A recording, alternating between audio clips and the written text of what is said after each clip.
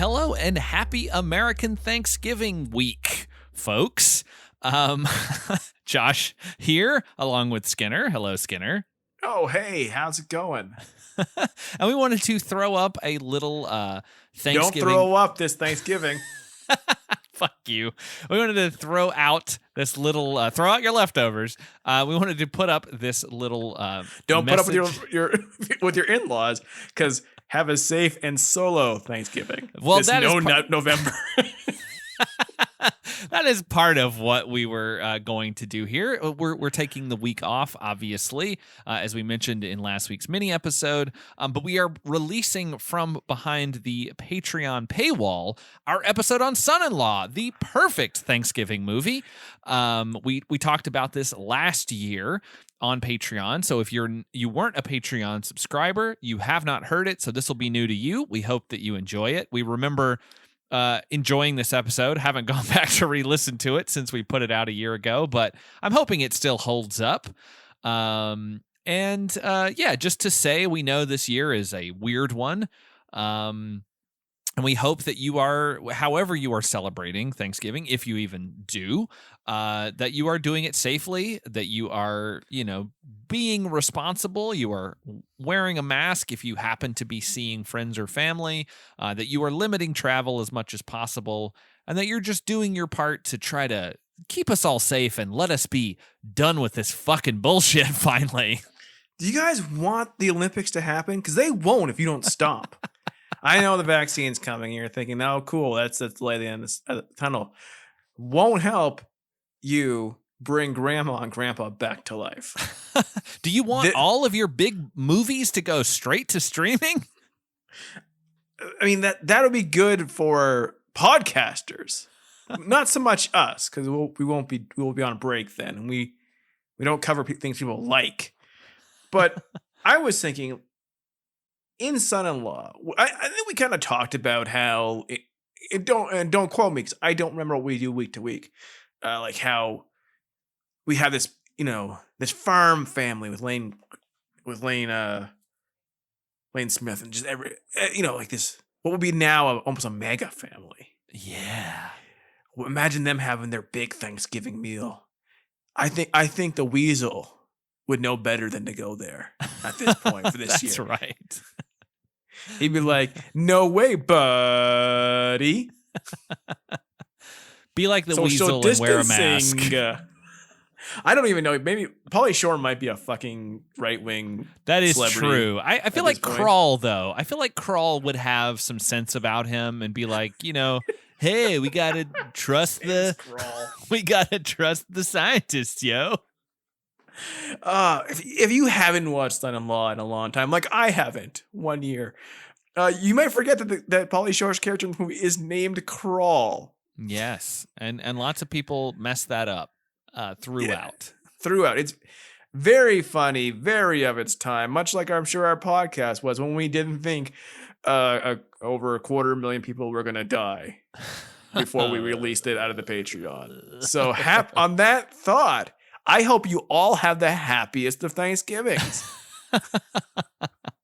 Yeah, exactly. And, enjoy it as best you can, and enjoy this hopefully new to you episode on Son-in-Law.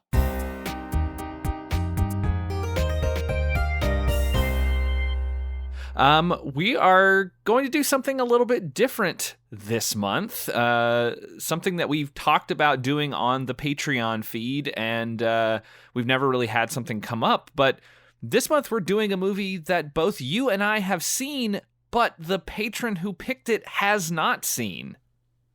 So we're really going to give the patron a chance to taste before they eat this Thanksgiving dinner of the Weasel. That's right. Our Patreon supporter, Ronnie Gardaki, picked for us Son-in-Law.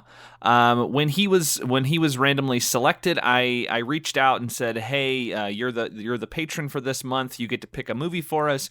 We'd like to do something Thanksgiving related. So if you can find something, let us know." And he came back with Son-in-Law, and I was like, well, I've seen that. And I asked Skinner, and you had seen it when we were kids. We watched it a lot, apparently.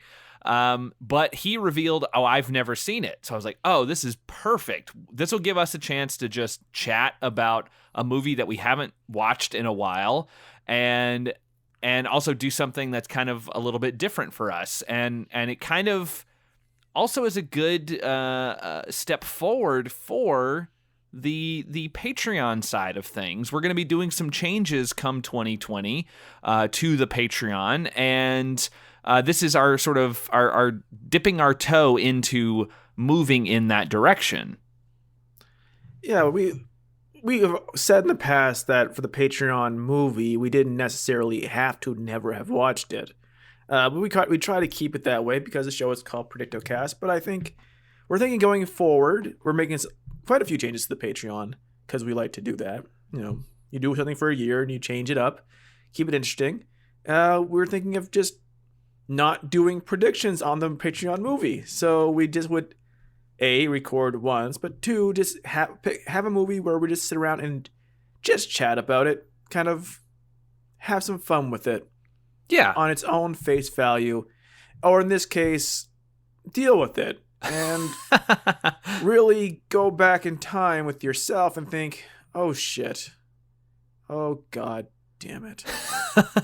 Well, it's kind of fun because while we're not doing any predictions on this episode, it is kind of fun to go back and rewatch something from who you are as a person now that you watched a lot as a kid, and realize that there are some very problematic things in this movie that I had just forgotten about. Timeless is a word that is thrown out so very easily, but the true meaning of the word should never be lost. And I can't think of a stronger case for thinking about what timeless means than Pauly Shore's Son-in-Law. Yes, I was about to say we hadn't officially said the movie, I don't think yet, but it's on the episode. But yes, that is the perfect way to introduce that we are doing Son-in-Law. This is like you mentioned, both have watched this when we were younger. When I was in my late teens, this is when around this, I was mid-teens, late teens when I watched this. Oh, I was a child. You were a child, but god damn it. But my friends and I were big fans of Encino Man, which, hey, this movie does make a reference to very, very, very strongly. Blatant reference. Best part of the movie. And then it kind of transitioned into watching the Pauly Shore movies, which that was a genre of film. My friend, who I will not name, was a very, very, very, very big fan of Pauly Shore movies. He, for some reason, managed to fit in cheek chillers into regular conversation about chaps, which don't come up that often in the Northeast. But also, he literally based his career on Pauly Shore movies. He was struggling with college. Not so much the grade, but just, the motivation, like the focus. What are you going to do with your life? And then he watched a little movie called In the Army Now. Oh. And he thought, you know what? Reserves, I can do a job, travel the world, but it's not full time. This could focus me in a way that I never have before. And so he changed his life's path. He was going to be a dentist. He changed his life's path based on Pauly Shore's and Andy Dick's seminal movie, In the Army Now. Wow. So that's how and that's his renting. Like he lived in my with my family for a little bit. His renting, because renting movies very, very important back then. His renting decisions often left us with watching these movies multiple times. So this movie is like watching this movie was like I'm like water torture. Like, oh, I forgot that this has been dripping on my head for 30 some years.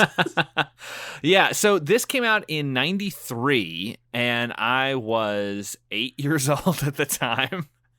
Probably would've gotten all too the young jokes. for this. Exactly. That's the thing, is that like I watched this a lot when I was a kid. Like I liked Encino Man when I was a kid. I wasn't crazy about it though. Like it was one that kind of it was fine, but like it never blew me away. And then this came out, and for whatever reason, I just was drawn to it. And then he had that run of movies around this time. So there was like Encino Man in 92, this in 93, In the Army Now in 94, Jury Duty in 95, and Biodome in 96. And I think that's around the time the shine started to come off the apple a little bit. I mean, it should be pointed out, Encino Man is a actual movie in which Pauly Shore playing a Pauly Shore character is a character in the movie. Yes, and then that became his character. And yeah, from that point on, The Weasel, who I believe is an MTV product. Oh, maybe so. I think, he was involved in MTV in some way. He was an MTV VJ. Like, growing up in Canada, would have no idea. We do not have MTV. He would have, all your MTV like celebrities meant nothing to us because it was never shown. So like all of a sudden this guy on TV, we have no reference for who the fuck he is, right? But from that point on, like from this movie on basically until Biodome, which is batshit crazy. If you have not watched Biodome, it makes no goddamn sense. I loved it when I was a kid too. Yeah, but like these are Pauly Shore movies, opposed to a movie with Pauly Shore in it. Yeah, for sure. His act is the world reacting to him. Yes. Which this is the funniest part to me about this movie. Looking at that son-in-law in a nutshell is the world reacting to him. Like there's so many movies back then of like, here's someone who's hip who's teaching unhip people, or I don't know, a kid in King Arthur's Court or Martin Short in King Arthur's Court. They have to always have a scene in the 90s of like, I'll show you cool music and then you'll all dance because you've never heard it before in your life. And it's instantly cool to you because it's this, whatever's popular at this moment is the peak of what music will ever be. Yeah. But like going back to watch this, when we first run into Pauly Shore, and we'll get more into the runtime of the movie in a second, but like having everyone react to him, like not going like, oh, you're Pauly Shore doing a Pauly Shore character, I'm familiar with you. And instead of acting like, who is this guy and why is he so crazy? It's so weird because we all know what he's doing, except for these characters don't.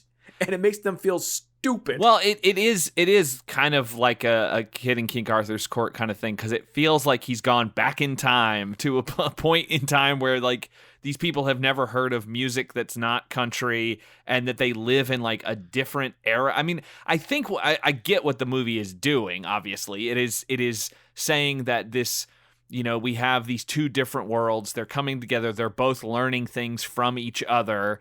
The girl leaves her hometown, gets sort of I'm using air quotes, corrupted by the big city, comes back, brings some of that back with her, and then that sort of gets into the town in a good way, and it makes people open up, and it makes people deal with things, and also some of their hard work stuff rubs off on him, and that kind of thing. So it's like a mixing of worlds, but it feels like they are just so different. And I get it. I guess South Dakota is very different from Los Angeles, but it just they're acting like they're from different time periods. Well, think about this. Think about it in a current framing of, here we have someone from California and here we have Trump voters. Yeah, okay, fair. And so instead of them getting to know him, getting to know the world thanks to the internet and TV, getting to know this person, and getting to understand that they're not just the collection of stereotypes that you worry that they are, that maybe they're a good person despite their differences. You instead stay home and worry that Black Lives Matters is going to come kill you. Yeah, I mean, it never.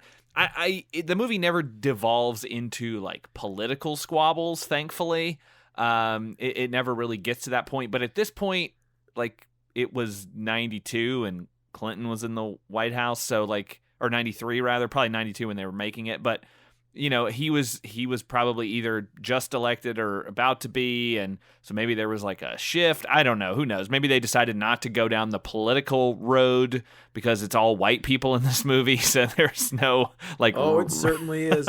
No racial issues they had to tackle. It's more like a cultural thing. It's more of like. And culture is probably the wrong word too. It's more of a guy who is weird versus people who are considered, quote, normal, and what does normal really mean, and that kind of thing. What's funny to me as far as like the structure of this film and it being like, this is like, it's so weird to see real production logos before movies. Well, Hollywood Pictures, that's not a company anymore. No, but like that's like movies back then started with Hollywood Pictures logo. Like when you went to a movie theater, like compared to what we see on this show, right? Of just 25 ones made by like paint shop. Yeah, fun little fact. Hollywood Pictures was a production label of Walt Disney Studios.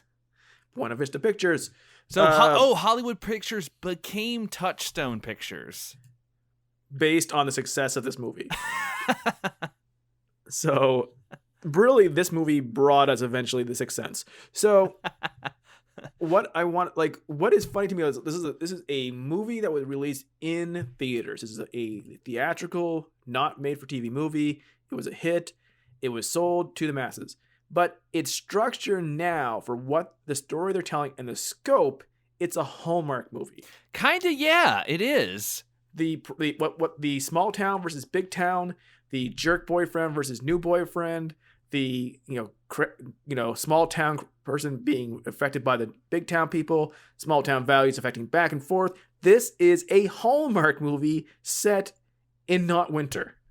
Yeah, I mean, but it is set on Thanksgiving, which is why we wanted to cover it. Shockingly warm in South Dakota for this. It is very warm. I was very surprised about that too. I mean, they filmed this in California near a place called Farmersville, real on the nose. And yeah, you're right. I didn't think about that, but we should talk about the time in this movie and how things, like the actors are obviously much older than they are playing. This is the oldest group of high school graduates you will ever see. Like, and we're a podcast where we've seen some pretty old high school students. The main antagonist, I guess we call it, Travis, who's the old boyfriend, who's kind of a jerk, and by kind of a jerk, he roofies two characters. He is awful. He's a monster. Yes, he is shown graduating high school, doing a little jerk off motion with the diploma. He, at this point in his life, is 30 years old in real life. And he's been in lots of stuff. He was in the really great 80s movie Teen Witch as Brad. He was on Star Trek The Next Generation for an episode. Like, he's been in a ton of stuff. He's a working actor. He's on 90210 for a while. Like, but yeah, he's very old for the character that he's playing. And all of the actors are old for the characters they are playing, to a point where I was forgetting how old they were supposed to be. Oh, because they're talking marriage so much, and they're supposed to be literally 3 months a few months out of high school, but they're like, yeah, it's all about marriage, which maybe small town is different, but like it is for sure. But like Pauly Shore is supposed to be an RA at high school, at college. Yeah, he's mid-20s. He's 25 at least this point. Mid-20s, because he reveals that he's been in college for 6 years, which is fine. It sometimes takes folks longer than the traditional, 4 years, 3 years, 5 years, depending on whatever your program is. But it's not necessarily because he's having a hard time. It's just that he doesn't seem to want to get out of college. Right. But it comes off in that creepy Matthew McConaughey. Oh, the girls stay the same age and I keep getting older way. Right. Yeah, it does. He's videotaping all the girls. Yes. It's like, what is this college, by the way? It's supposed to be Cal. We never see her go to class, which I feel like is the bare minimum of these kinds of movies. Like, we don't know anything about her academics. We know she's the valedictorian in high school, but like we don't see any educational stuff once we get to college. Everyone's in the hallways All the time. all the time. It's every like small town. It's like fear of what college actually is. And I'm sure colleges, especially like party colleges, get pretty wild. But this is like they're also a lot more boring than you think they are. Yes, exactly. Because there's more than one person who goes to a college who wants to do well. Before we go too much further though into the story, I just have to say how funny I found it that when the movie opens and we see the graduation ceremony and everything, and they're going through the credits, that every actor's credit appears over them when they're on screen. Yeah, I mean it's handy. But it feels so cheap. It feels like the end credits of a movie where they have the actor appear on screen while their credit shows. Well, I mean, I first thought like for a second that like it just happened that Carla Gugino's name came over when she came on the screen, and then it kind of did it for everybody. And I was like, also like most of these actors, so it's yeah. I mean, she wasn't really anyone.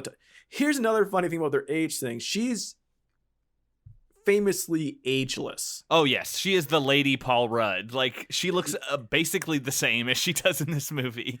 Which also means she doesn't look young in this movie. She's about 22 years old at this point, but because she looks basically the same, which is crazy. This is 1993. It's crazy. But she looks basically the same in Haunting of Hill House as this in 1993. It's like, oh, I don't believe you're a high school student. Not for 1 second. I know who you are. Yeah, so we get them. They do their whole thing. Her brother, Zach, is the kid from the Big Green. That's all I want to... I'm going to call him the rest of the episode is Big Green. Big Green. Or the vampire kid from that one excellent episode of The X-Files, the one where they Rashomon style tell the story of the vampires in Texas. Yeah. He's great. He's the face. Yeah. His dad is Lane Smith, best known as Perry White. Yep. In Lois and Clark: The New Adventures of Superman. Absolutely. I mean, like he's done a lot. He is a working actor. Like yes. He's in Final Days of Richard Nixon, my cousin Vinny. But I'm sorry, he's Perry White from Lois and Clark: The New Adventures of Superman. Also, for a character who runs a farm, right? His home is a farm. He is this stick in the mud. He is the small town man, doesn't understand crawl. He doesn't understand all this craziness. And he doesn't think that Pauly Shore can live life on the farm. He doesn't do one fucking single bit of farm work this entire movie. He has someone do it all for. He has this giant farm run by one guy. He doesn't do shit this whole movie. He wears a suit the whole movie because thus making it look like it's Perry White from The New Adventures of Superman sitting at a farm. You know who her granddad is, right? I brought it up on the episode that we did on this movie. Did you? Yeah, he's the doctor in God Told Me To who couldn't figure out if the child was a boy or a girl. That's right. Who had seen hundreds of births. Thousands. Oh, what a time. What this show going this long is that we're getting the most amazing little connective tissue between things. Mom Cindy Pickett, the mom from Ferris Bueller. Oh yeah, that's right. Tiffany Amber Thiessen. I always pronounce the H. Thiessen. Yeah, Thiessen. She's not the bad girl. She's not the other girl. Yeah, she's the other girl. Also, there's too many T names in this movie.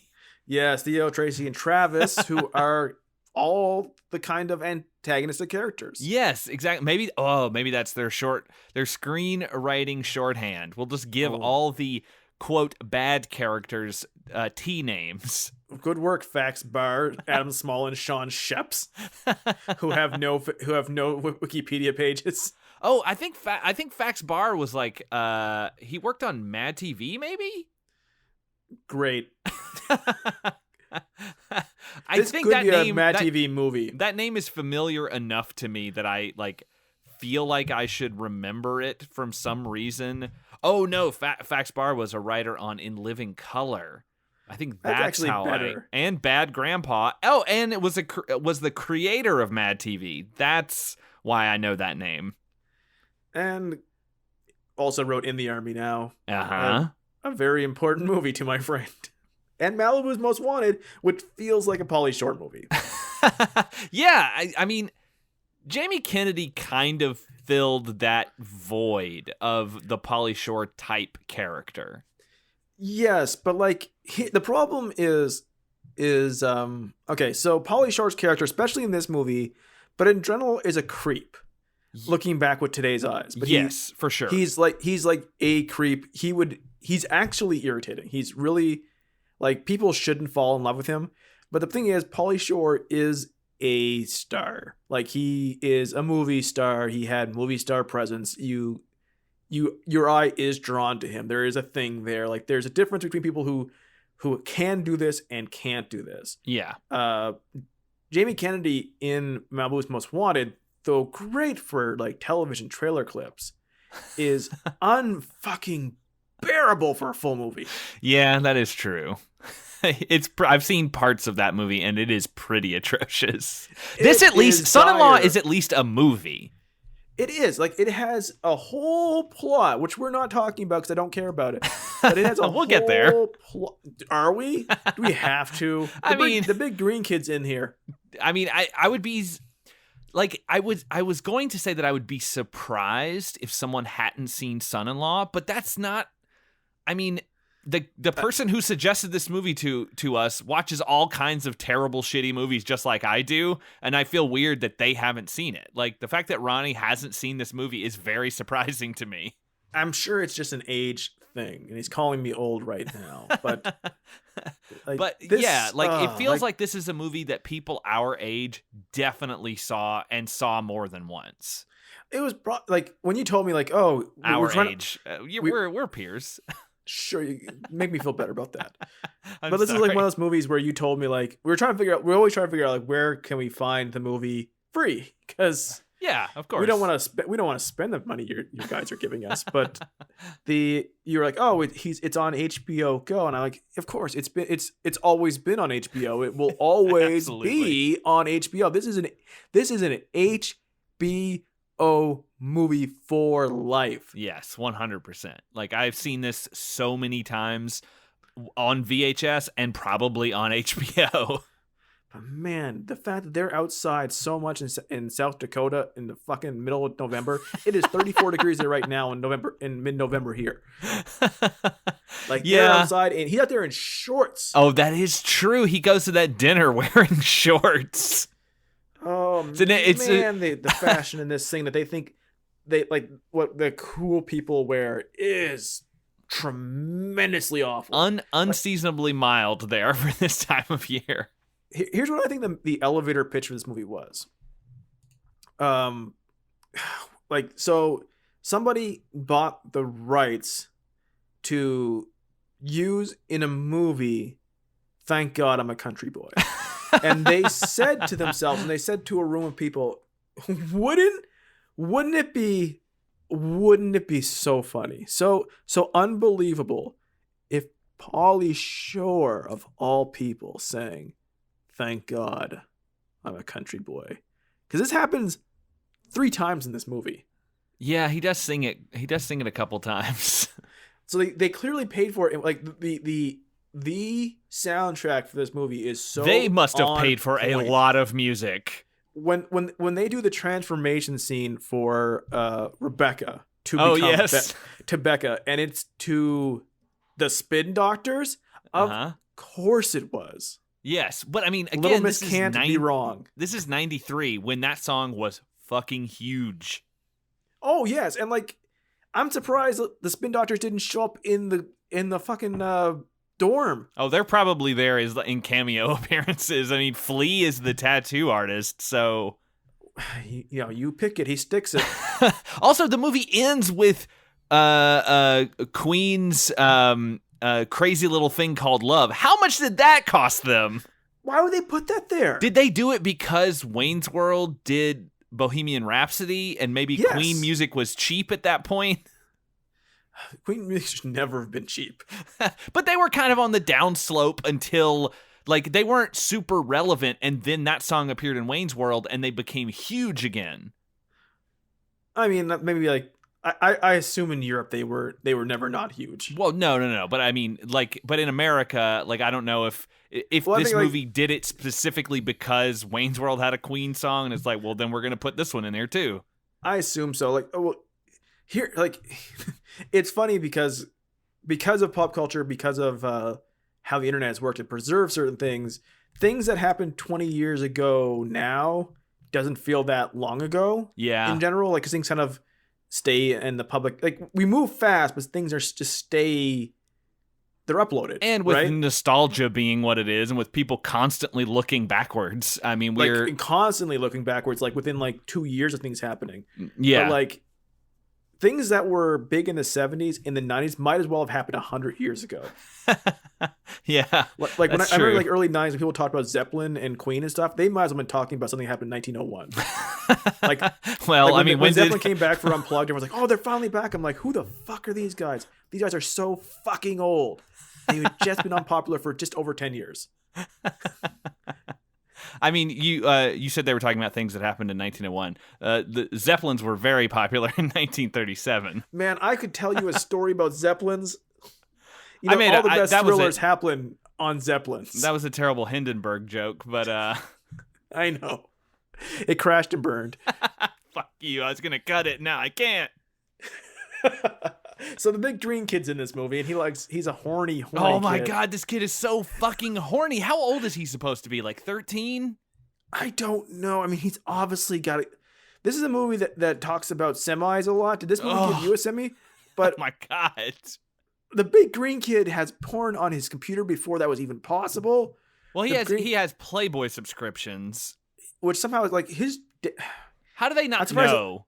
I don't understand it. And then he has a "Seduce Me Please" shirt he wears to the place. He's interested in his sister's cones. Okay, that is where I'd forgotten about those things. Like when they happened, I remembered them, but like I had basically blocked out the fact that he says to her. They find out that her roommate in college is a lesbian, has a girlfriend. And isn't that funny? It's amazing. And they kiss in front of the family, and it's like this big deal. And he's like, oh my God, let me take a picture.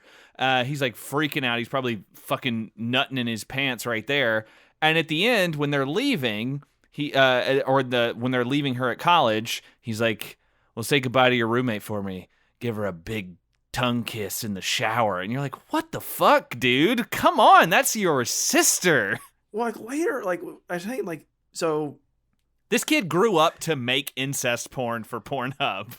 He did. Like he's sitting with Crawl, and by the way, Pauly Shore's character's name is Crawl, Crawl, because he was nicknamed that in the first year of college 20 years ago, because that's how he came home every night.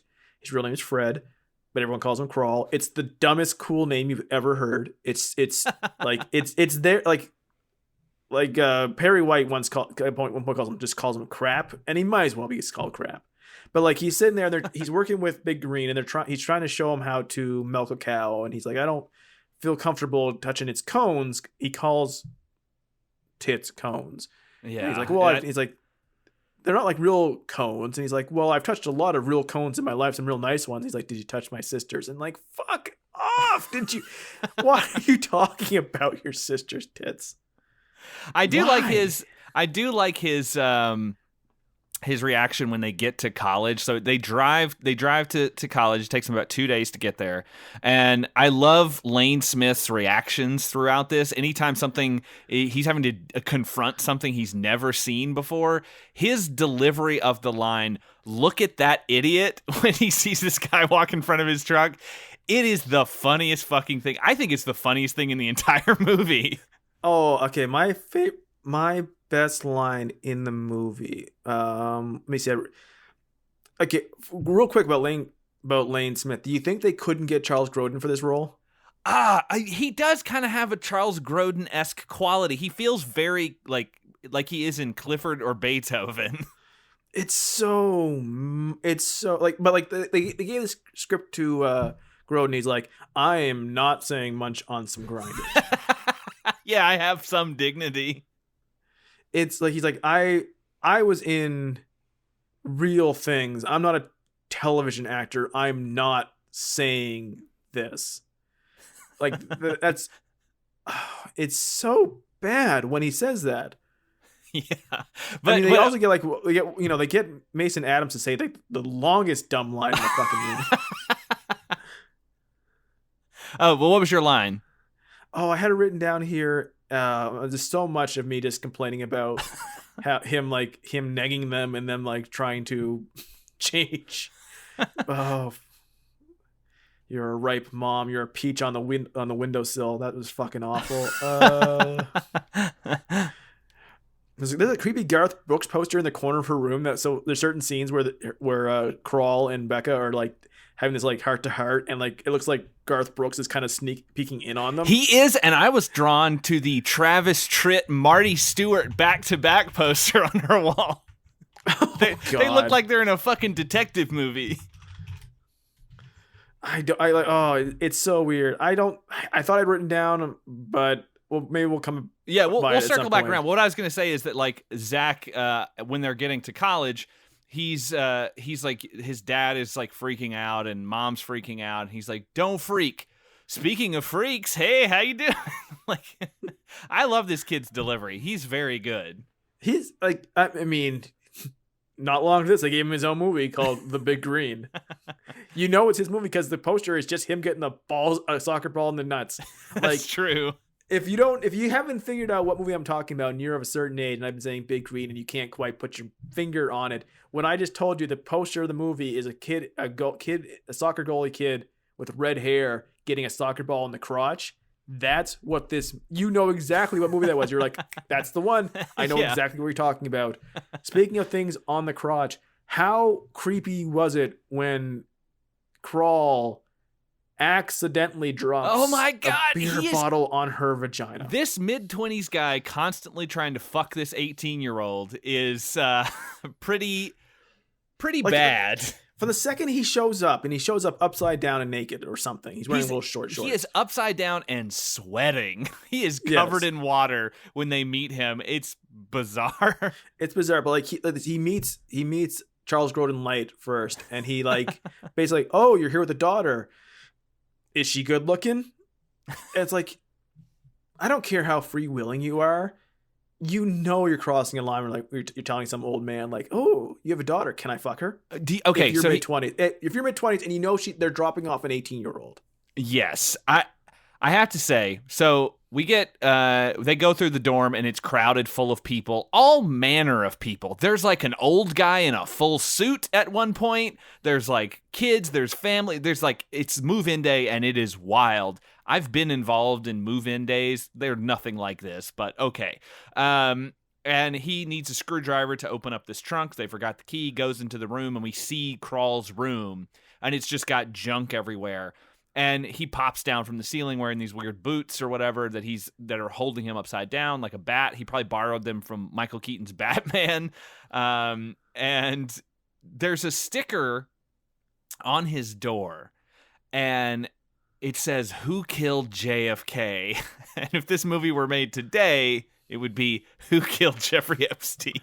100%. Like there'd be a poster somewhere. Like if it was 10 years earlier, one poster somewhere in there that was saying like, jet fuel can't melt steel beams. Yeah, I was like, what kind of person would Crawl be if this movie were made in 2019? He'd be a 50-year-old man hitting on the same girls. Basically, yes, but like he would have more like because but that sticker feels weird because the way that they present Crawl, he would not be a person consumed with who killed JFK. He's doing it ironically, I assume, because this is a guy who doesn't care about literally anything except for the grindage. Like here's the funny thing.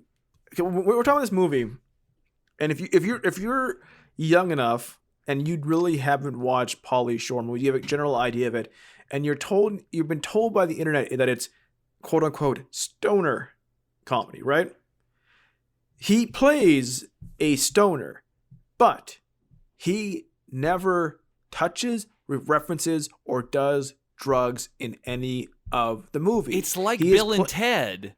Yes, so like Bill and Ted, he's playing someone who you are told through just, shorthand is constantly on marijuana. But he's never doing it. He doesn't do drink, he doesn't do drugs, but he is clearly supposed to be stoner. He does drink beer, but it never seems like it's to excess. And I think it wasn't until Biodome that we got to him actually like smoking weed. And then his career died. Yeah, it kind of gets to the end. I don't know if he explicitly does it, but it seems a little bit clearer. I think there is a scene with him and Stephen Baldwin like smoking a bong in that movie, if I'm remembering correctly.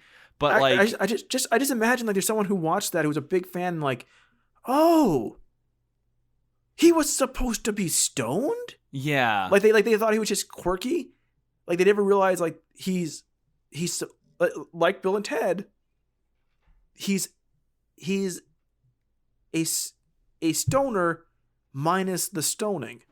Yeah. And it's so weird because the whole culture shock really should be that he's introducing her to at least mild mind-altering drugs. Yeah, it would be something if he was like at the party, he was like, hey, I've got this thing, it might make you relax a little bit, and then like she smokes a joint or she takes ecstasy or something, who knows, and then that kind of opens her up a little bit and lets her be a little bit more free and relax and like Instead, he's a heart-to-heart with her. Yeah, he tells her that I was a nerd when I first entered freshman year. I got rid of my glasses, I grew my hair out, and I started drinking beer, and I became what you see before me, which is Chiquita Banana. He's dressed as Carmen Miranda. Yeah. But like, it's funny. But like the oh my God! Speaking of the real story there is that he did pot. That's what changed him. Yeah, I mean, it's very clear what is going on from like a adult-eyed perspective, but as a kid, you don't think about that stuff. You don't like because even the beer drinking is so minor. And speaking of, she is a minor when she's drinking this beer on the beach, but who cares? What's also funny to me is like his character is by 1993's and by the North Dakota characters in this movie, he is effeminate. Yeah. That's why he dresses up as Carmen Miranda. He is looser with gender norms, right? But he is also portrayed as incredibly virile towards women. Like they take every chance to make sure despite the fact that by current gender norms, he is not what you would call a man's man, but this dude is really down to fuck women at any time. Yes. At all times. Like they go out of their way to do that. He's down to fuck women that he finds attractive because it's not above this movie to body shame folks. Oh, Theo and that mud wrestling girl. Mud wrestling girl, and the weird sort of goth girl who comes up to him when he's just sitting at the table as people are registering for classes, and he hits on this blonde woman, and then she's like, shut up, dick, and she hits him. And then this other woman who could be conceived as less attractive comes up and is like, what's up, dick? And he's like, ugh! And he runs away because she's so unattractive. It makes him, watching it now, unlikable, but then it would have been fucking hilarious. Yeah. And there's a lot of what he does that makes him, to me, unbelievably unlikable. But luckily, all the characters basically are. It is funny watching this movie and how ridiculous it is, how straight Carla is playing this character of Rebecca. Yeah. She is doing it like she's not in the comedy. Yeah, she is playing it like it is a Hallmark movie. Like I'm going away from home. I'm very sad. I'm meeting this person who's trying to help me loosen up and like appreciate the place that I'm in and all the things that are around me, and then I'm gonna go home and like I'm gonna have to deal with this boyfriend who's still there. Like her character never feels heightened in really any way. It's funny because the whole idea is that she's hiding. She's a boyfriend back home who's also cheating on her, who's also 30 years old, who wants to marry her so he can get the farm. I don't know why he wants to marry her. I wish we had a story. Like I wish we'd had a bit where he's like, yeah, I'm gonna marry her, and then he says something to Theo like, you're gonna be working for me or whatever. Like, it doesn't make any sense why they're working together at the end. No, it doesn't. Other than he just doesn't like Crawl. But none of them like Crawl. Yeah. But he's Gaston. Like, but it's never said. Like, he's the handsomest man in town. She's the most beautiful person in town. So they belong together. But they never explicitly say it like Gaston does a whole fucking song about it. He doesn't. But like, there's no, like, logically, there's no reason why she can't say no to his marriage proposal. She just could. She's very young. She's 18. She's in her first semester of school. She could just say no. But the whole movie predicates on the fact that she can't just say no. She needs an excuse to why she's saying no. Yeah. And then because if you haven't figured it out, the jerk proposes to her. She has Pauly Shore say, no, you can't get engaged because she's already engaged to me. And thus he becomes the titular son-in-law and has spent the whole movie, learning how to be the farm because he's going to be their son. Don't ask why he has to learn, like why he would have to become a farmer hand. They couldn't live somewhere else. That's just the movie.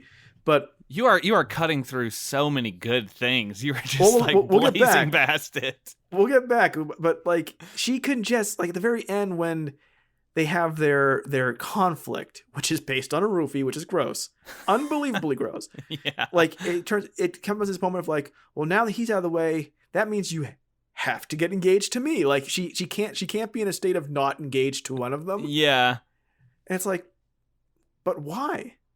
Movie, give me a reason why. Like her parents aren't pressuring her to get married. No, they just sort of they are on board once the idea is put out to them, but never before the idea comes up do they say, "Oh, well, you're definitely going to marry Travis." And like this, they never seem to like Travis that much. They're upset when it's suggested because at the very start of the movie, she makes out with him in the bar and like sneaks out with him, and like Big Green kind of tattles on her, and they don't like the idea of that either. Yeah, well, because they think of her still as their little girl, and that's sort of the whole part of her journey is to not. But then she's gonna have a beer can dropped in her vagina, not to become a little girl anymore and sort of grow up. We do need to talk about this though, because we already mentioned kind of the timeline of this movie. So she kind of freaks out. This is a Halloween party, right? Because everybody's in costume, including a guy in incredibly insensitive Native American costume. He has fucking red makeup on his face. It's so bad, it's but very bad.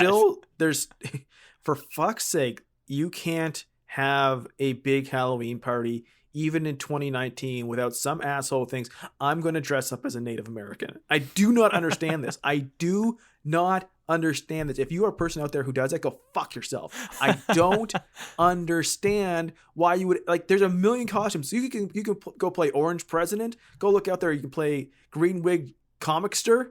There's every possible Juice Demon in the every possible costume is out there. Why would you think, you know what? I really need to dress up as a Native American. But so this is a Halloween party, and this is when she kind of reaches her limit because someone breaks this little horse statue that is important to her for some reason. Not like she's a horse girl. She doesn't ride that we know of. It's just important to her for some reason. It's never mentioned. Maybe it was her grandmother's, or maybe her granddad carved it for her. We don't know.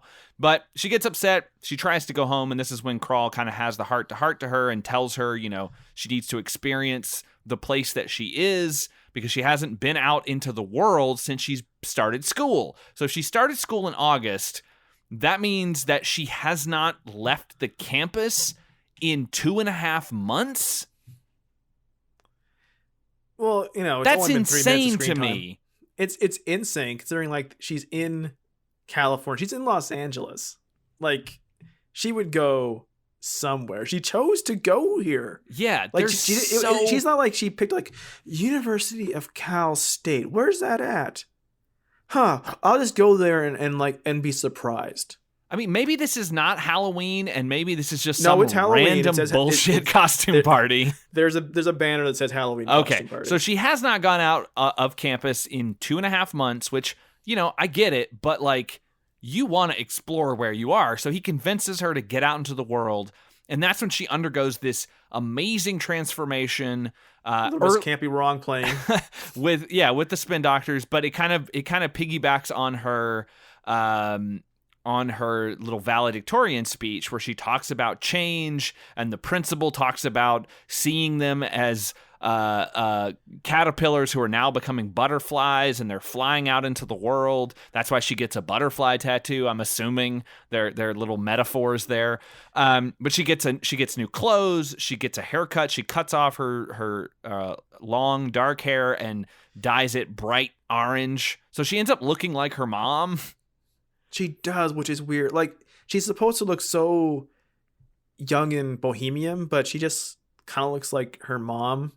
Yeah, and I think that's there specifically so we can have Pauly Shore feel up this woman thinking that it's her later. I mean, this is good filmmaking. It gave us that scene later, which is fantastic. And she's being very nice to really bond with this guy who, the first time he met her, called her inbred. And that was the other thing, is that he asks if she's inbred, and he asks other people in her hometown if they are also inbred. There's being quirky and there's being stupid. He is aware he's a dick. He has to be. He is absolutely a jerk. There's no need for him to be doing this. But here's the great part. Here's how you know how crazy they are. And this is so funny to me. They go rollerblading.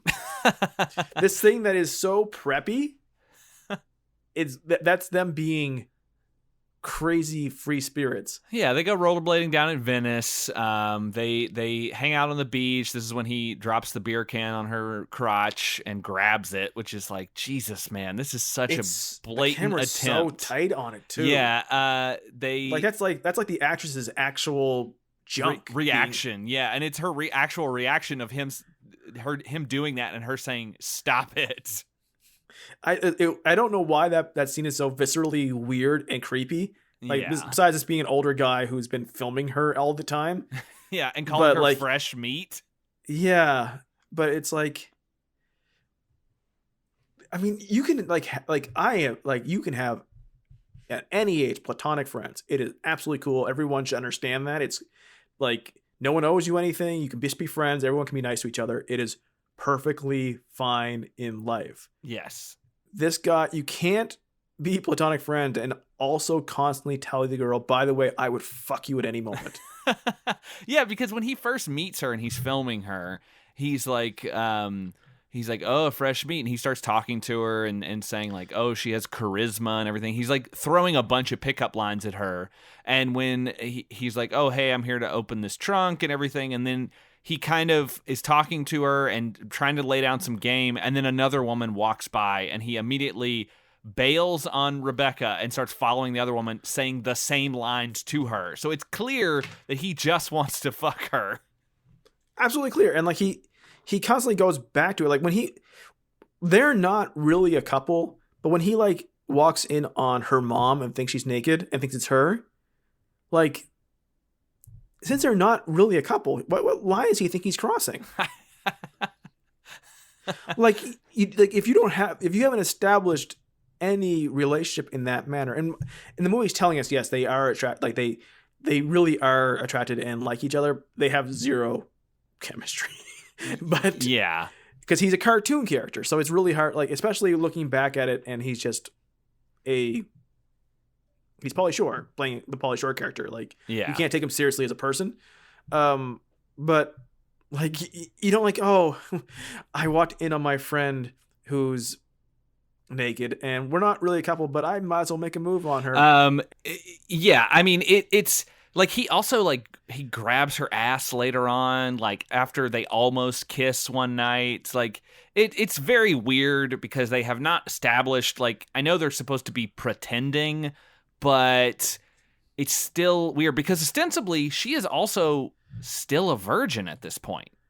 Yes, she would absolutely be, because when she has having heavy makeout session with Travis at the start of the movie, she is uncomfortable with how fast he is going. Yeah, she tells him to slow down. She says she wants it to be special. I can almost promise the way this movie's going to go, it's not going to end up special. But like, college is also a place where people go sometimes to experiment sexually, and like, you know, a lot of people lose their virginity for the first time when they're in college, and that's just kind of how those things happen. I mean, I get why she doesn't do that, because she's trying to remain faithful to Travis because she thinks he's doing the same thing. He definitely is not. He's been banging Tracy who knows how long. Like they've been together for a while, apparently. Yeah, they've been boning. They've like, it's the second, her first phone call home when she calls him from school, kind of like, oh, within like the first week or something. Yeah, he already thinks it's Tracy calling, and she's Yeah. just graduated from high school, but she's been working at the bar for years. Which I was trying to figure that out too. I guess they're trying to say South Dakota has very lax alcohol laws, because an 18-year-old probably isn't going to work in a bar, but I don't know. Maybe they are. Also, speaking of the Halloween party, before we forget it, we did mention it really quickly.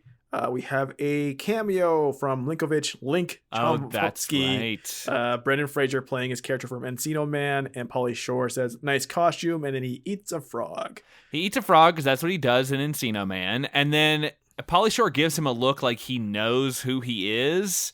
He's like, oh, could it be?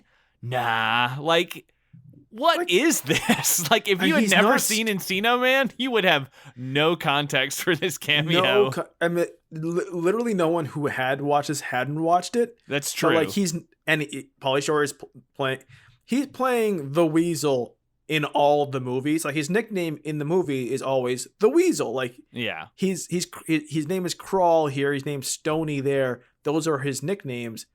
But at the same time, his nickname other nickname is also the Weasel. Yeah.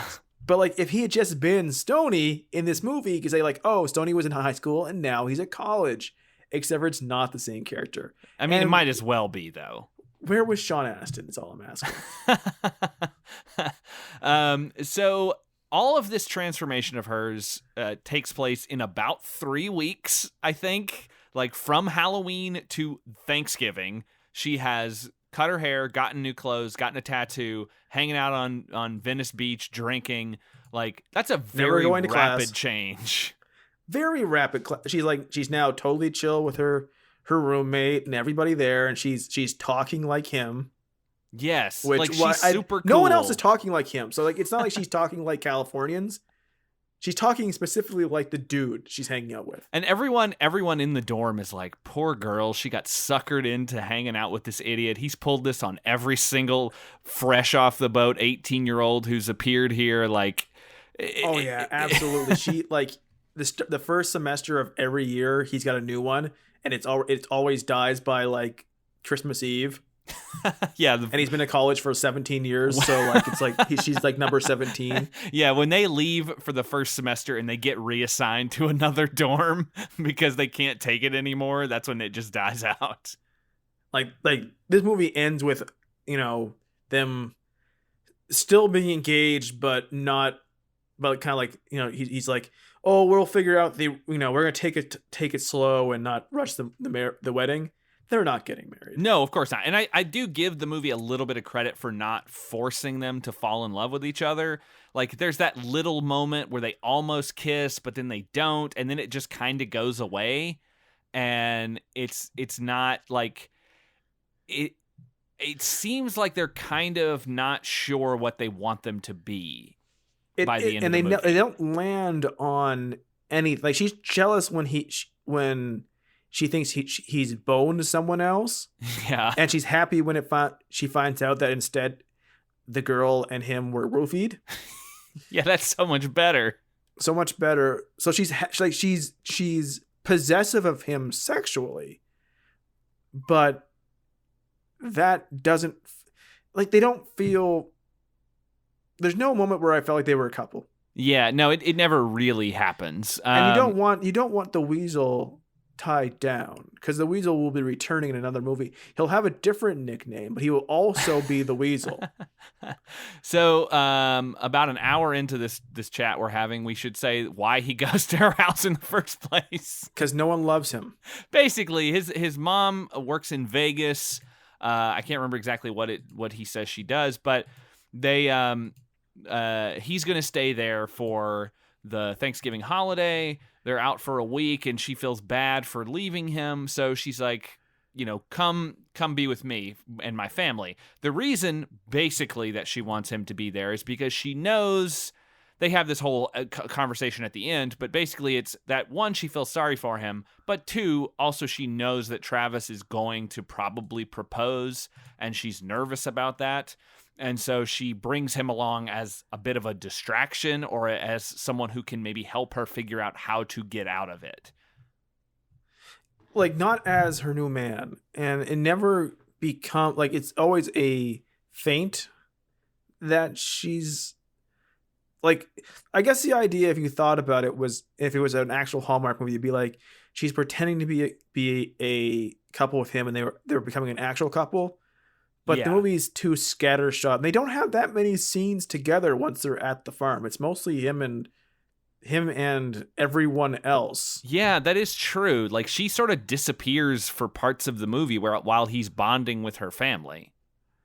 Right. Like, he has more scenes with Big Green where he shows his hacker youth from growing up at Caesar's Palace in Las Vegas, where he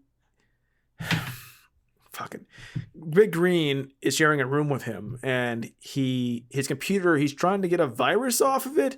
His computer's just saying error, and Pauly Shore comes over and types in some wingdings.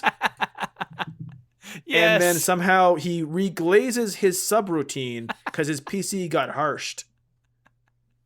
Just the gibberish that comes out of this guy's mouth about how he fixed his computer by typing some random characters.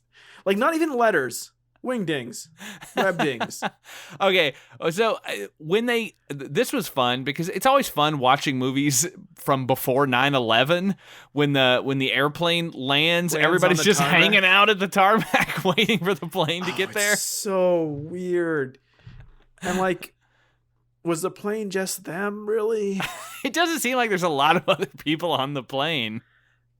It's an also odd thing. Think about the luxury of deciding the day before you're set to leave to just buy a plane ticket, like, with no worries on the Thanksgiving holiday. Right, like from LAX, like, and he, like, apparently a one way because he doesn't have a ticket home. He has to. That's right. Hitchhike.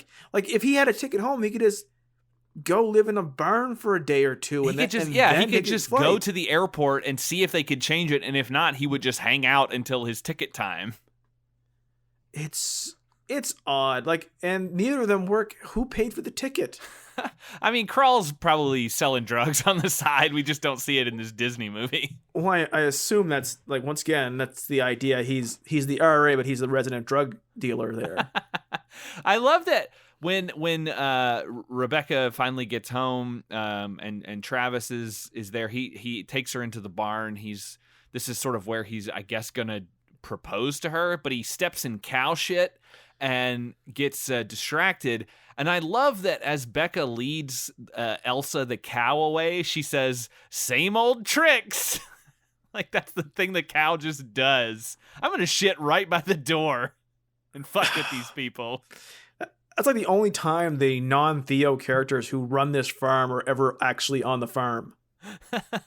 It's so, like, all the scenes, and, like, we'll have like 40 minutes of the scenes. Okay, he does not become the titular son-in-law until the 40-minute mark. That's how long it takes to get there.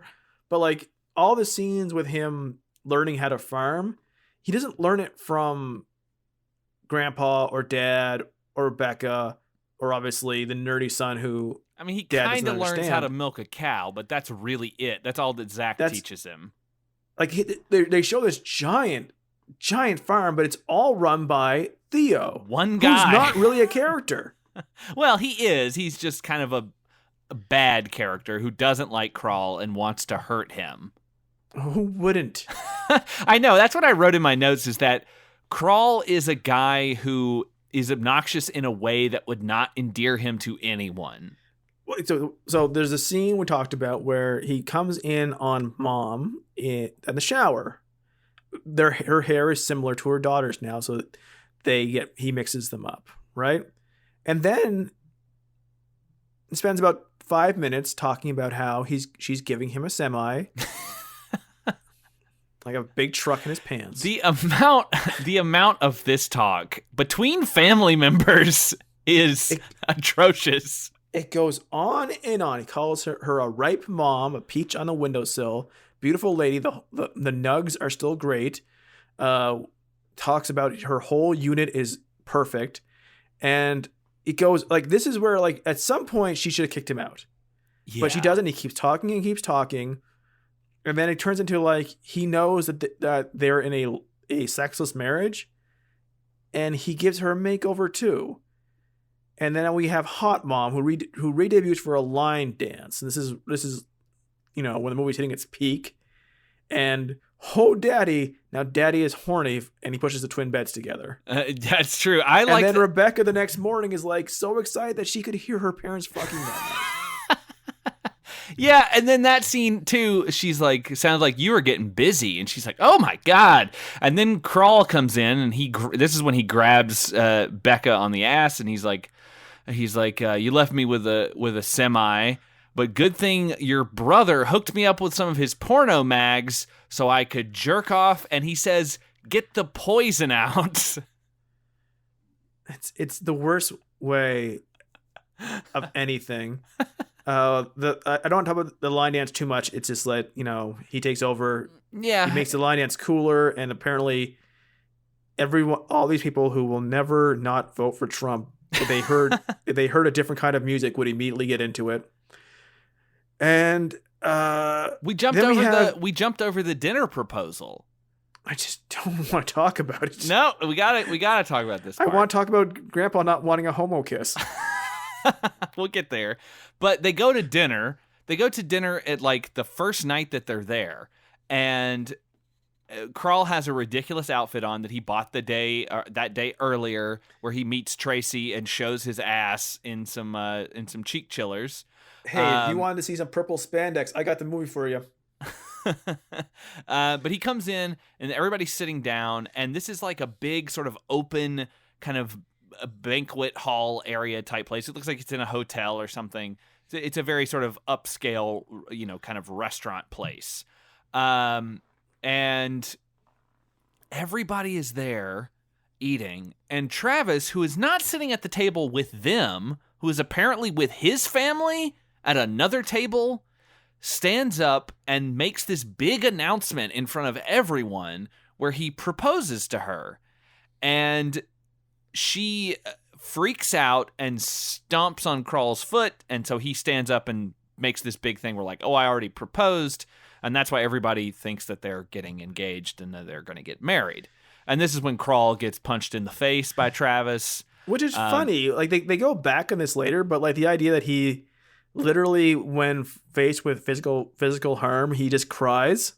Yeah, because he's effeminate. When he beats up, yeah, but which is the idea of the movie, once again, saying but not saying that like he's like a heterosexual gay man. He's a metrosexual. He's a heterosexual. Said for a little while in the early 2000s.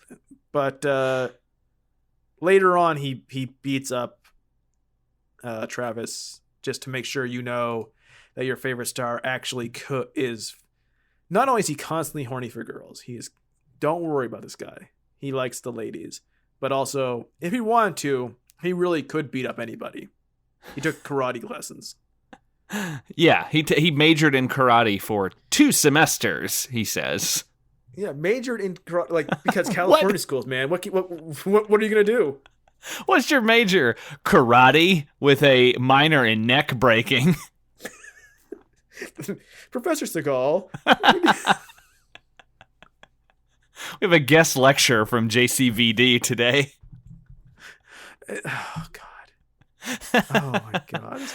Yeah, it's crazy. They have he's basically turning the family around. He's won Zach over. He's won Mom over.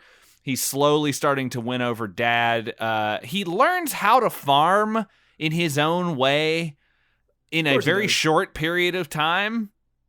Thank God he's a country boy because he figures this out. Literally, he has one scene where he screws things up, and then he has one scene where he fixes everything and does it right, and also drives, like we already talked about him singing "Thank God I'm a Country Boy." He gets into this giant corn thresher and puts a tape in, and like idiots in movies, starts messing with switches and knobs and levers, and of course turns everything on and starts driving it around. Does not immediately run into their house, which is how it probably would go in reality, and is able to not only drive it and return it successfully, but write his own name in a cornfield, which probably messed up a lot of that guy's profits. I mean, it would have caused them... You fire him in a way for a reason. Monsanto's not going to like what he did. God, everything happens like so quickly. He goes fishing with Grandpa and Dad, and like they still hate him. And then he's like, your dad treats you like shit. And he's like, well, that's how dads are. And he's like you're treating your son like shit? Well, he plays those video games. Like, they're not games to him. And then they're buddies. And then later we'll see Dad playing a Game Boy. Yeah, Dad learns to become a gamer. Like, he lives out the rest of his life fucking playing Nintendo in the basement. Man, Tetris is for everyone. What a fantastic game that is. Yeah, Granddad has like a sort of like a heart attack or something while they're fishing, and Crawl tries to give him CPR, but that would be very gay. So they decide not to. He wakes up before Crawl can keep him living. He says, "I'd rather die than be kissed by that man." Yeah, but they're buddies now too, as well. After this, yeah, they kind of are. And Crawl around this point, I think, is he's getting tired of lying because he likes the family. And so they're like, all right, fine, we'll have to tell them. Crawl gives a turkey a heart attack here. I like this. I like this because Theo tries to get Crawl to kill the turkey for Thanksgiving. I'm so baffled by the timeline of this whole thing. When is this happening? Is this is the Wednesday before Thanksgiving, I guess? So when did she show up? The weekend before Thanksgiving? So there's a few days. Like, it has to be. It has to be, but it's treated like, generally when you at college you leave for Thanksgiving, right? Like, you have classes right to the end. Yeah, but it seems like this school they get a week off. So she Nice probably school. left on a Saturday and got there probably on like a Saturday, and so she's had Sunday, Monday, Tuesday to deal with all this stuff, and then Wednesday he tries to kill the. Even in a compressed timeline, the idea that he turned everyone around and changed everyone's life in 2 4 days is crazy. Is crazy. Yeah, because he would have.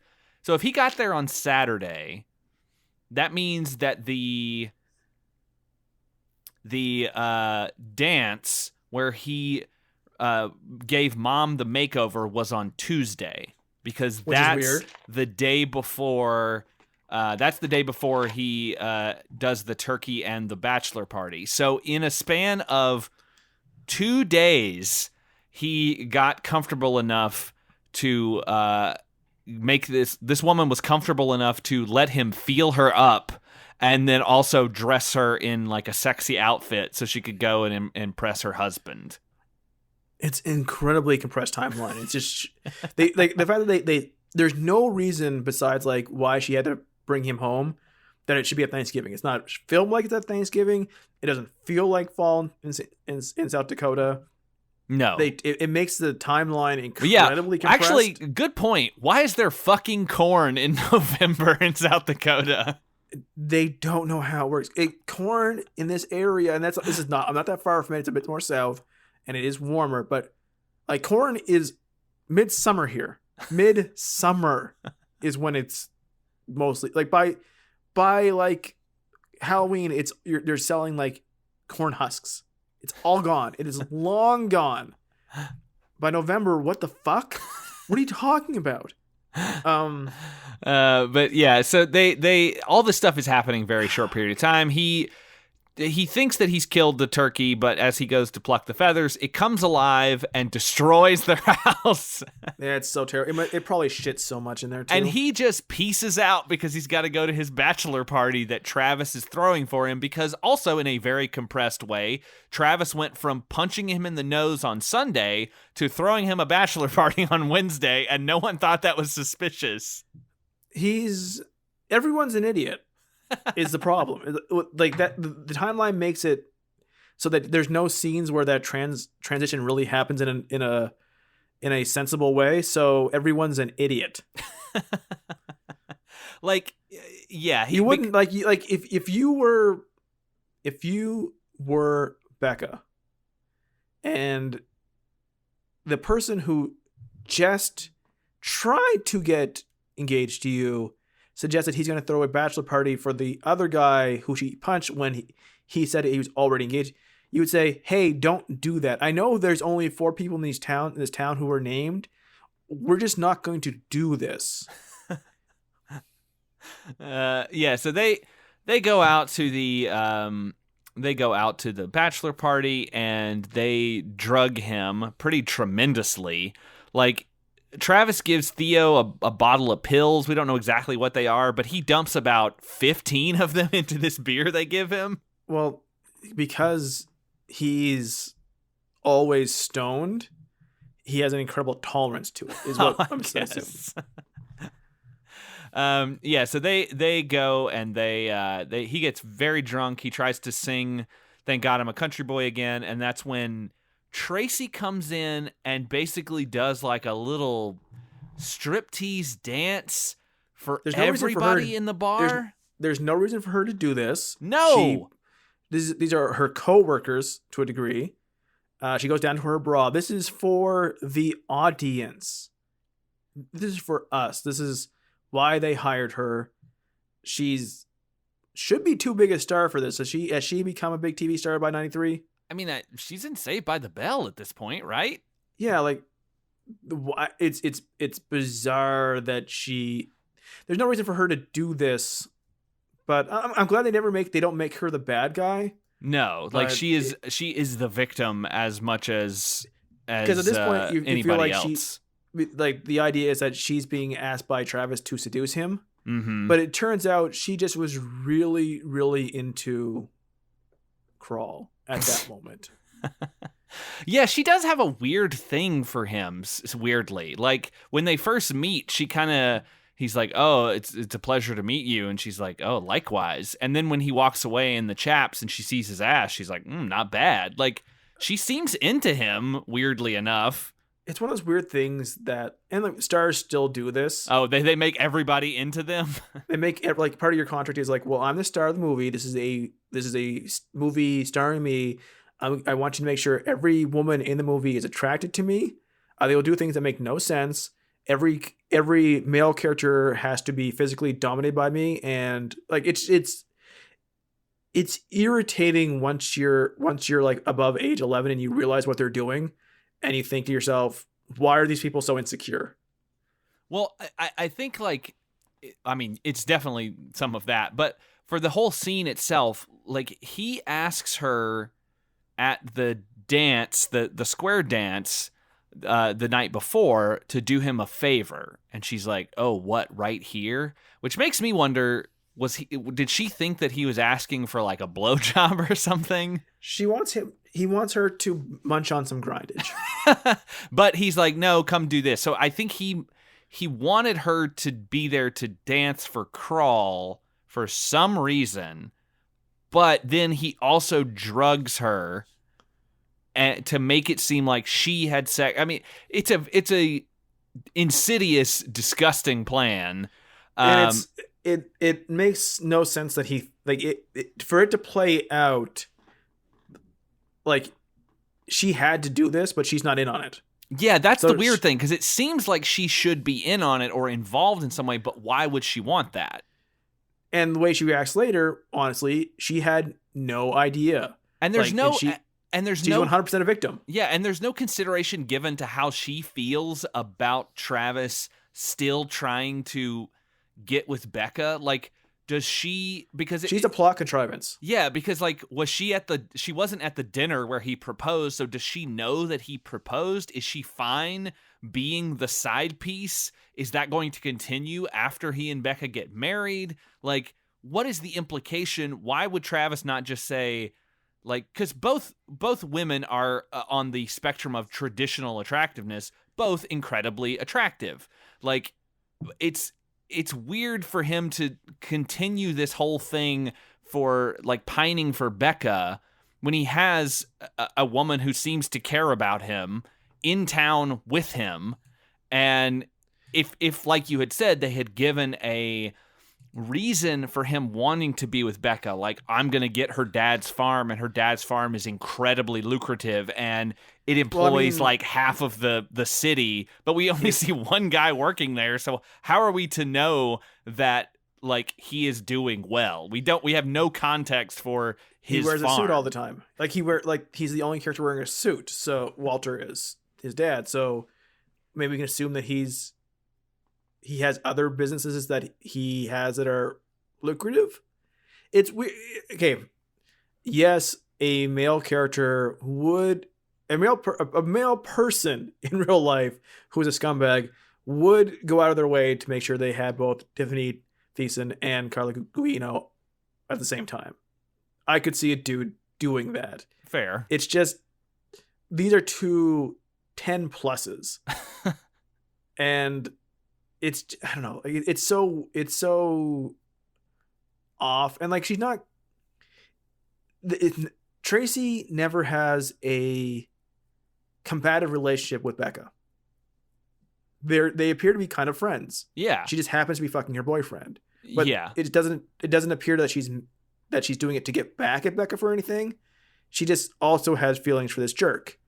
And then she's okay with her being the side part. And then like, his plan for the drugs requires Tracy to also get drugged and also be shown having being affectionate and sexual towards Crawl publicly. But she was never told to do that. She does it of her own will. Unless he just said, hey, come and dance for him, it'll be funny. But he never does. Like, I think that's what his whole plan is. Like, oh, hey, I need a favor. Come and be like Crawl's. Take 5 seconds and show that. Yeah, but be Crawl's like a stripper at his bachelor party. But that's also a weird thing to do. Hey, my girlfriend, come strip for this random guy. And what we're told is a small town where everybody knows each other. So now everyone, all the main like dudes in this town have seen her in her bra. Yeah. We're told this is a town that's, traditional values.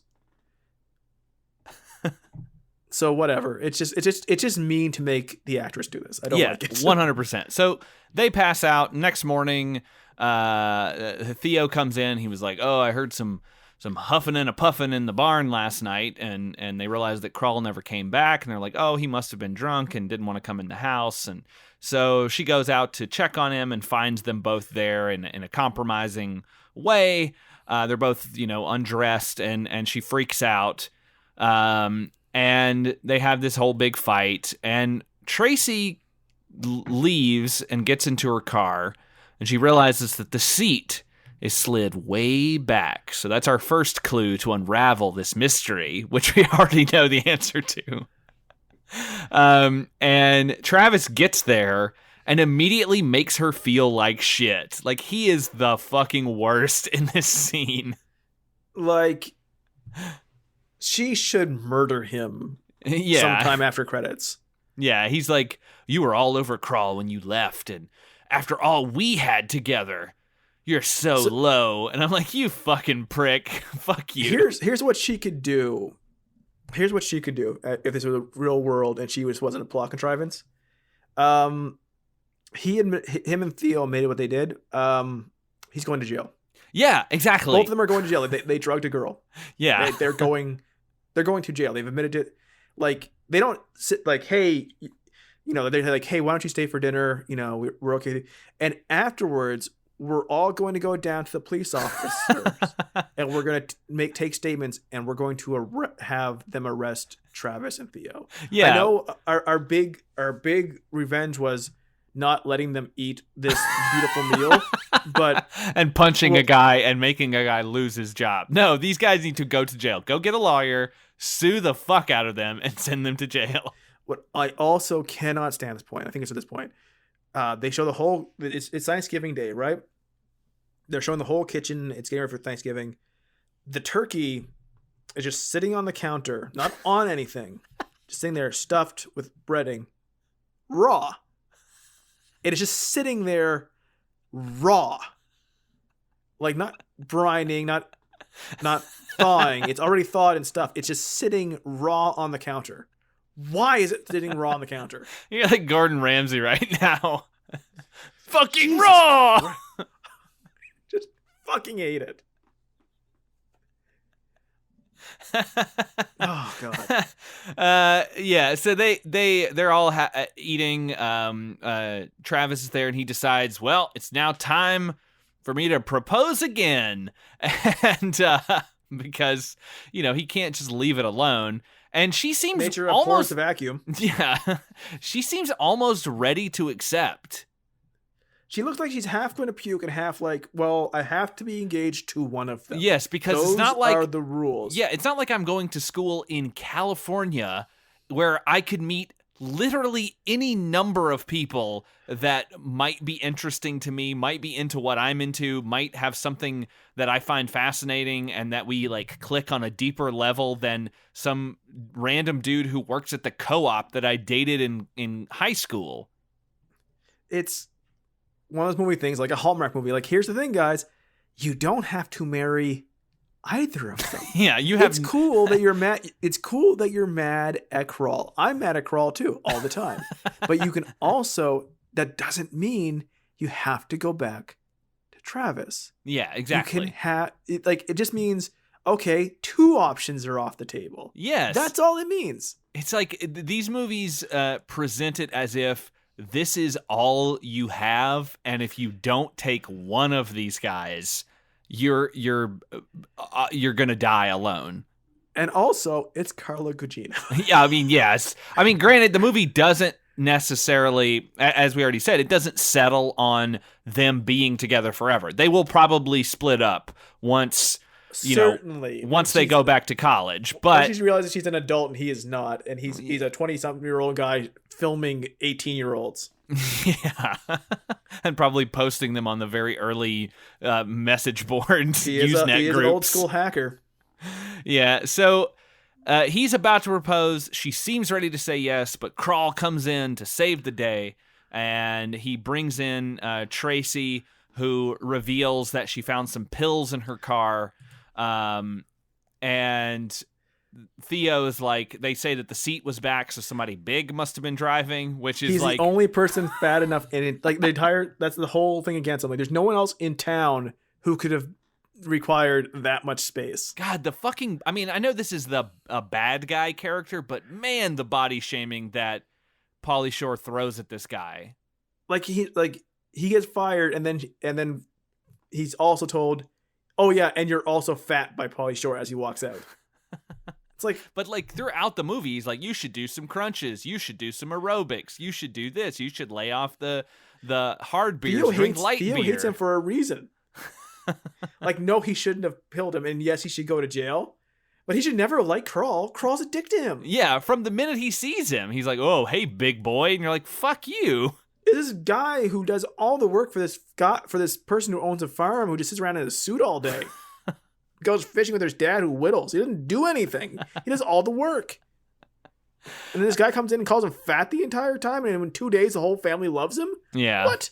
Yeah. So Theo tries to say that it was just a joke, and he didn't know that people would get out of shape about it. Travis kind of steps in, but Krull uses his karate degree to knock him out.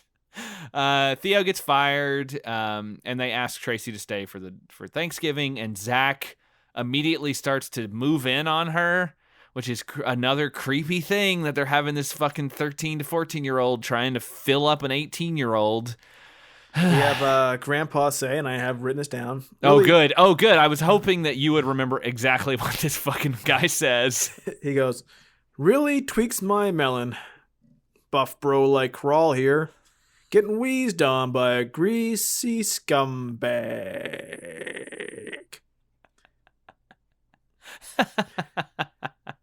See, this is the movie has reached its peak. 2 minutes before it ends. And then it ends on the highest of notes. Well, it ends with them saying they're going to figure things out about the wedding. The family's like, oh, it sounds great. Then the dad has to say the line, let's munch on some grindage. It's so embarrassing to watch him say this. To know it took multiple takes. To know that within 3 years, this will have aged so badly. Yeah. And yet will be on TV for decades. Yeah. It is so embarrassing to watch him do this. I can't. I wanted to crawl into my own out of my own skin. I could not believe, and this is supposed to be like, this is so funny. This is funnier than Splinter saying, "I told a funny." It's so, because he's not a puppet rat. He's an actual human being. He's an actual actor who one day will play Richard Nixon. He has to say this, and it's the end of the movie. Holy shit! I mean, I hate Pauly Shore so much. It may have not held up in terms of cultural relevancy or significance, but hey, we're talking about it 26 years later, so that's something. You know, my wife has met Pauly Shore. Oh, yes. I wish she had mentioned or said to him, what was it like to get Lane Smith to say, let's all munch on some grindage, to see how he would describe that day on set. Oh, that would have been a lovely conversation, because he probably wouldn't have remembered it. And from what I've heard, basically Pauly Shore takes himself very seriously and would not find it funny. And the movie ends. They take a still frame of the family, and we hear Queen's crazy little thing called Love playing. And that's kind of the end of the movie. It's done. It's over. I don't think there's any post-credit stuff. If there was, I didn't stick around for it. Neither was I, and I was hoping you wouldn't ask me to. So, so how do you feel about this movie now? Like I mean, we both said it up front. We watched it a lot as a kid. This was like a big staple of our childhood. How does it strike you now? This was not one of my favorite ones when I was young. I never liked the fish out of water stuff.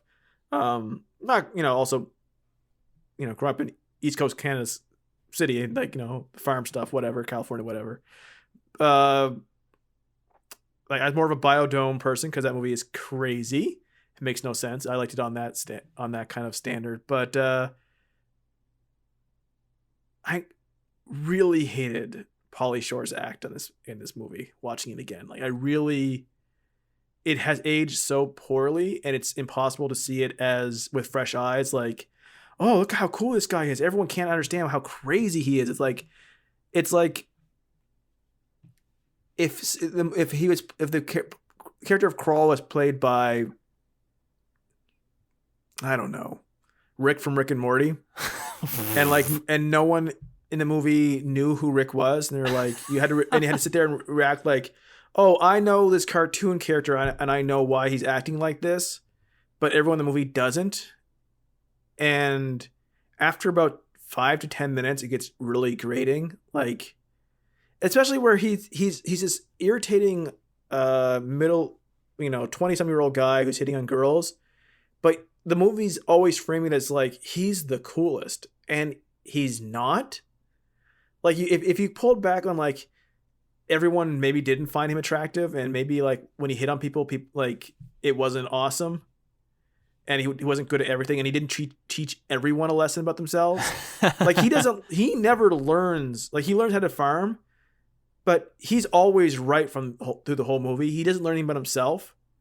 He learns like, I can do this too because I'm great, and also I do it my way, the crawl way. Yeah, and it's like I can't stand those. I can't, as an adult, where like people are nuanced. I just can't stand it. It's so irritating. They like the cartoon characters of the 90s personality driven movies. Like, here's this character from my stand up, and now it's that character in this movie, except for he's gonna have no character arc because it's just me doing my character the entire movie. I do not like going back to them.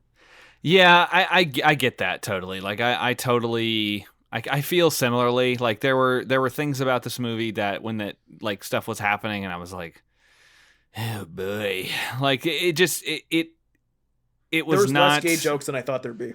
Yes, I mean, I think he acting the way that he does and the way they react to him is kind of a bit of a gay joke. Like, it's that sort of thing of, as we talked about, like him being this sort of effeminate, non-manly male. But at the same time, loves the ladies, and the ladies all love him. Exactly. Do not forget, Pauly Shore can get all the pussy. Do not forget the actual man. Hey, if you're a girl out there, this guy gets so much. Make sure you don't forget that. Put it in the script more, damn it. But yeah, going back to it, like I do find that sometimes, like going back to movies that I remember watching a lot as a kid, they don't often hold up as well as I remember, or they don't pack the same punch that they did as a kid, because you're just sort of seeing all this stuff for the first time when you're a kid, and it's like embedding itself in your brain, and you're like, oh, that was really funny, so I'm going to watch it a bunch of times and I'm going to remember it. But it was not a hard watch, because I do feel like it is paced like a real movie. I mean, with the exception of the insanely truncated time frame, but it feels like a real movie. It goes through familiar real movie beats, and so it doesn't make it an unpleasurable experience. And like, Lane Smith is really good. Anytime he says "God damn it" in this movie, it's very funny. Like, his reactions to stuff is very good. But it's surrounded him with a movie cast. Yes, but it is it's not a great movie. So like, if you haven't seen it, it's probably okay if you skip it. But like, I don't know, as a nostalgia exercise, like going back and watching it, also it wasn't great. Like, there were still things about it that appealed to me, just because I think I'm remembering how I felt when I was watching it as a kid. But like, overall, I don't think it's really worth watching.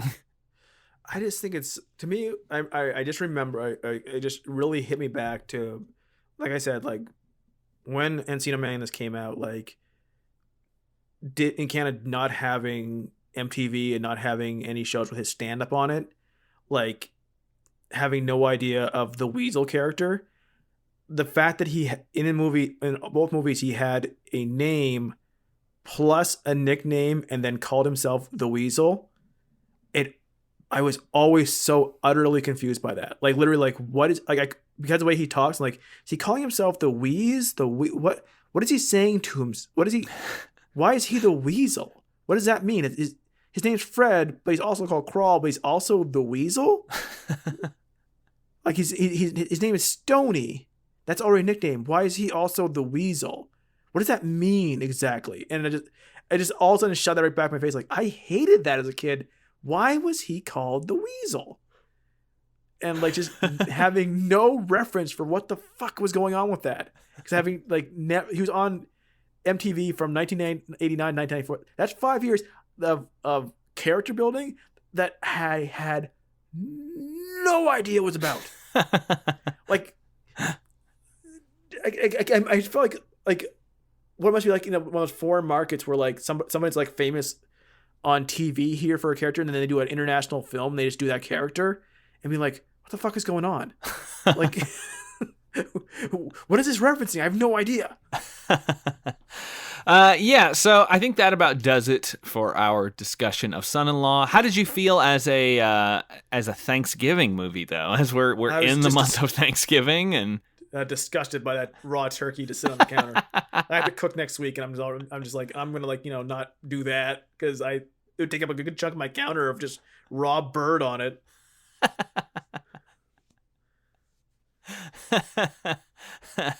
Does it got you hungry for some grindage? Oh yeah, I'm about to go munch on some grindage right now, buddy. Gonna wheeze the juice, gonna munch on some grindage, gonna grow out the dew and drink some brew. Oh man. So thank you very much to our Patreon supporter Ronnie Gardaki for picking this month's Patreon selection. And I'm excited for the transition into something new in 2020. Doing something a little bit different with our Patreon feed. Lots more details to come on that, probably sometime next month. But until then, when we're back talking about another film picked by you, the Patreon subscribers, I've been Josh. I've been Skinner.